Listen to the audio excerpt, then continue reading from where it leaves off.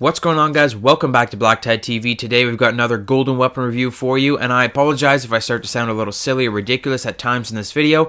That will be because I scripted this entire video last night and completely forgot absolutely everything that I wanted to say while I was sleeping. So I'm just going to be reading almost directly off my script, and if it sounds a little silly or broken sometimes, that would be the reason why. The fact that I can barely read my own writing could also be a contributing factor. So today we're talking about the Dingo LMG. It was the runner-up in the Twitter poll last week, and I decided that we're just going to go ahead and do the Dingo. Make sure that you're heading over to @BlackTideTV on Twitter after this video if you're watching it in time to vote on the next golden weapon review. I think there's only 2 left in tier 2, but we're going to talk about that at the end of this video. Let's go ahead and start talking about this Dingo now. The Dingo is a special weapon, and it fits into that little category I like to call next to useless. Now, before any of you keyboard heroes out there get on your high horse and shit all over my comment section, let me explain. The Dingo is not a bad LMG. It just isn't a good LMG. In a game with so many amazing weapons, average just does not cut it, and average is all the Dingo has to offer. So let's look at the facts here. The Dingo has the lowest damage of all of the LMGs in this game. It takes 4 shots to kill up close. I'm talking point blank range, shooting somebody right in the face. It's going to take you 4 shots to kill them. Most weapons in this game, including the SMGs, can actually get 2 or 3 shots to kill at that range, or you can just, like, I don't know, stab a knife into them. So it's just a very poor weapon to use at close quarters. Now, that 4-shot kill range is actually very, very long, so you're generally not going to get anything worse than a 4-shot kill range, but this weapon can extend to a 5-shot kill range at like extremely long ranges. You're probably not going to come into contact with that unless you're using a suppressor or shooting through walls. This weapon has the highest recoil of any of the LMGs. I would say that it's higher than the 48 Dredge just because the 48 Dredge is a burst and you can control that recoil a little bit better. So long range engagements with this weapon are just about pointless. So it sucks at short range, sucks at long range. It has average wall penetration, which is kind of sad. Most LMGs in Call of Duty history have high wall penetration, except the Dingo, for whatever reason, does not have high wall penetration. It only has average wall penetration, so it's not great at shooting through things either. It has an average magazine size. I actually think this might be the largest magazine size in the game, but it's not very great for the fire rate that you're using this weapon at. Even though it's 80 shots, that 80 shots just drowns out extremely fast, and then this does have a pretty slow reload, so it can be a pain. Like, you're going to fire off like generally between 10 and 20 bullets before you get a kill, and that only means that you're going to get like between 4 and 8 kills, maybe if you're lucky, in a single clip, and most people I know like to reload at around 20 bullets, so you're really only going to get like 2 or 3 kills before you have to reload this weapon every time, and it is a slow reload. Like, for the size of the magazine and stuff, it's a pretty slow reload. We've had worse in Call of Duty history and even in this game, but it does have a very slow reload speed. It does have the fastest fire rate of all of the automatic LMGs. The 48 Dredge technically has a faster fire rate, but because it's a burst fire, we're going to exclude that. That's its own sort of special category of weapon, I'd say. The Dingo has the fastest aim down sights and aimed movement speed, so you can aim down the sights, snap to your targets quicker with the Dingo. You can also strafe, move left and right, forward and backward while aiming quicker than any other LMG. The last thing that's good about the Dingo is that it has the tightest hipfire cone of any of the LMGs. Now that you know all of the details, let's go over some techniques and recommendations. Because of its high recoil, engaging enemies at long range is a no-go. At the same time, bringing a 4-shot kill weapon into close quarters combat is practically suicide. So you'll want to stick to one of 2 areas of engagement, and those 2 areas are medium close or medium long.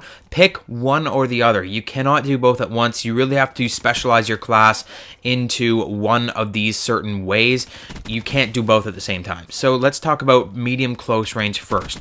You're going to want to take perks and attachments to improve the speed and handling of the weapon. You're going to want to boost the things that this weapon is already good at. So attachments like stock, fast mags are useful, but I'd I'd highly recommend that you use quick draw and rapid fire, and you'll probably want perks that increase your awareness. So obviously awareness.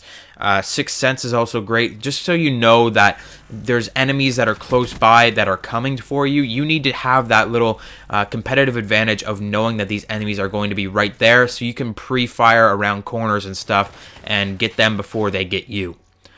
As for medium long, you'll want to use a grip, as that is basically mandatory for engaging in medium long range, because the heinous recoil of the Dingo will just be your ruin if you're engaging at medium long range.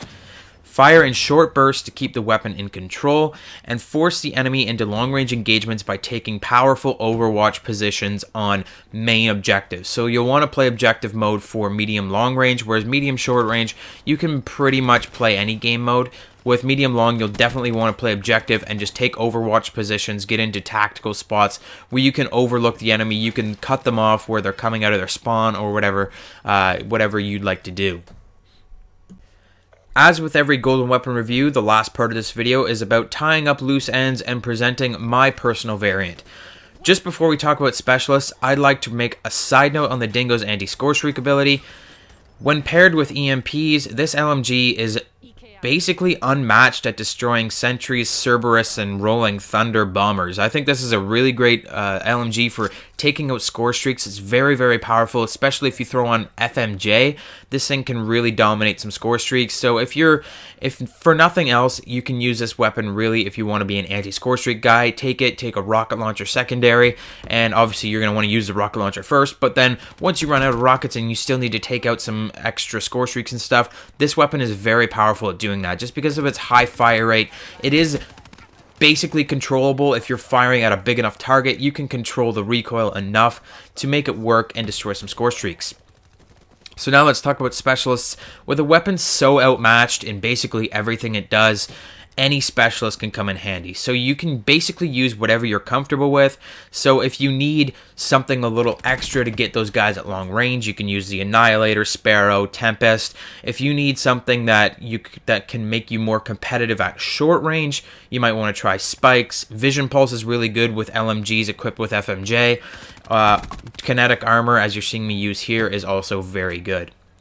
Finally, my variant and any last-minute recommendations. So the Dingo Dogmeat not only displays the fact that I play too much Fallout 4, but also strengthens the weak links while simultaneously boosting the powerful aspects of this weapon. I use grip, rapid fire, fast mags, and FMJ. So, like I said, at the same time as I'm boosting the weaker links of this weapon, the heinous recoil, the poor or average poor hip or penetration, I'm also boosting the things that it's already good at, which is its high fire rate. I think that this weapon should probably have a buff in the future that either increases its fire rate or its reload speed or something, just making it a little bit more competitive. So until that time comes, I'm just boosting that on my own by adding rapid fire. I think rapid fire is probably the best attachment on this weapon, as long as it's paired with grip, because rapid fire will actually make your kick even worse, and then that's just if it was heinous before, it's really bad with rapid fire, so you definitely need to use grip if you're using rapid fire at the same time. But rapid fire is a very, very powerful attachment on this weapon. It actually makes it a little bit more competitive. That's the only thing that I find about this weapon, is that sure, it is a rapid fire LMG, sure, it's the fastest firing LMG, but it's still not fast firing enough to make it competitive with most other weapons in the game. So that's where rapid fire definitely comes in handy. I pair rapid fire and grip with FMJ as well, because it does have average bullet penetration. With FMJ, you can get that up to good bullet penetration, like most of the other LMGs in this game. And then you can just bullet hose people through walls, around corners. You can just be a total dick, and that's what I'm basically doing in this gameplay, and that's how I use this Dingo LMG. I just rapid fire and FMJ and just spray around corners and just completely hose down enemies at medium close range. That's my suggested technique for using this weapon. That's about it for this video, guys. I hope you enjoyed it. If you did, don't forget to hit that like button. Subscribe if you're new. If you love BlackTideTV, if you can't get enough, click on the card in the top right corner and head over to my Patreon page. Consider becoming a monthly sponsor, or consider making a donation at my StreamTip account in the description down below. make sure you're heading over to Twitter at BlackTideTV to vote on the next golden weapon review. I believe there's only 2 left in the second tier of golden weapon reviews. That would be the VMP and the,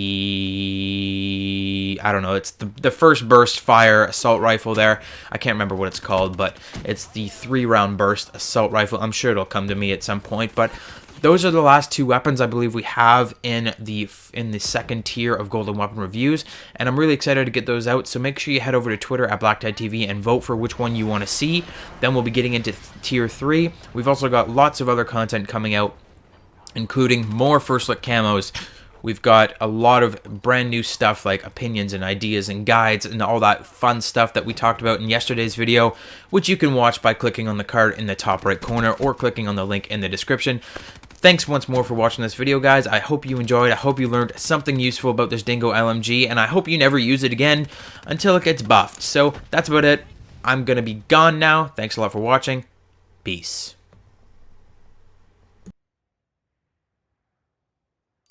EKIA.